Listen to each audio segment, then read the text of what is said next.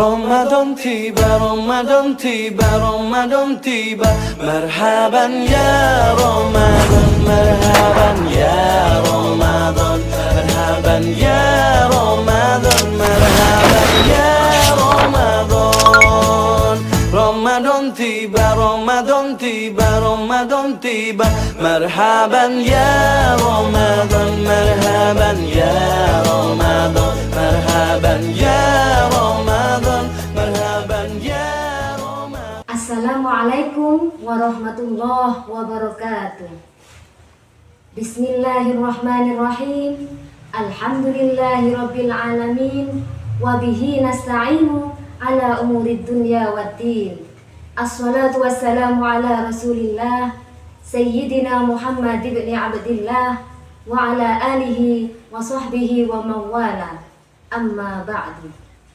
Pemirsa yang dirahmati oleh Allah, setiap wanita dewasa pastinya mengalami yang namanya itu haid pada setiap bulannya, atau yang disebut dengan menstruasi ataupun datang bulan.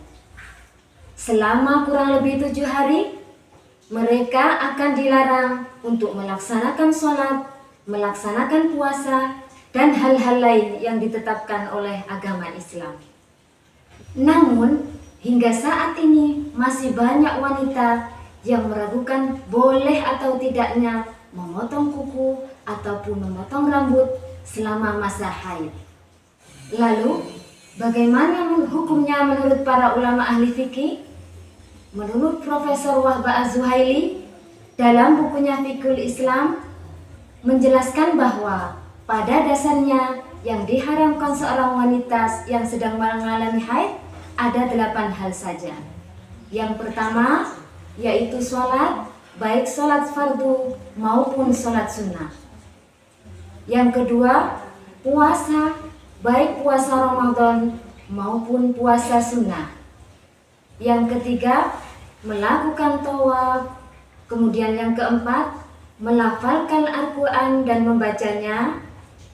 Kemudian yang kelima, membawa dan menyentuh mushaf Al-Quran. Yang keenam, masuk masjid dan berdiam diri di dalamnya. Kemudian yang ketujuh, dia juga diharamkan untuk dijima atau berhubungan seksual. Dan yang kedelapan, haramnya dia ditalak atau dicerai oleh suaminya. Pemirsa yang dirahmati oleh Allah, pada umumnya hanya 8 poin itu saja yang tidak diperbolehkan bagi wanita yang sedang haid. Akan tetapi, mengenai hukum boleh wanita memotong kuku ataupun rambut, ada sedikit perbedaan di kalangan para ulama. Kalau mayoritas ulama fikih dari madhab Hanafi ataupun madhab Maliki ataupun madhab Hambali mengatakan bahwa itu boleh-boleh saja. Karena apa? Karena terdapat dalam hadis kitab Sahih Bukhari mengatakan bahwa ketika Rasulullah SAW melakukan haji wada bersama Aisyah, sesampainya Aisyah di Arafah, beliau mengalami haid.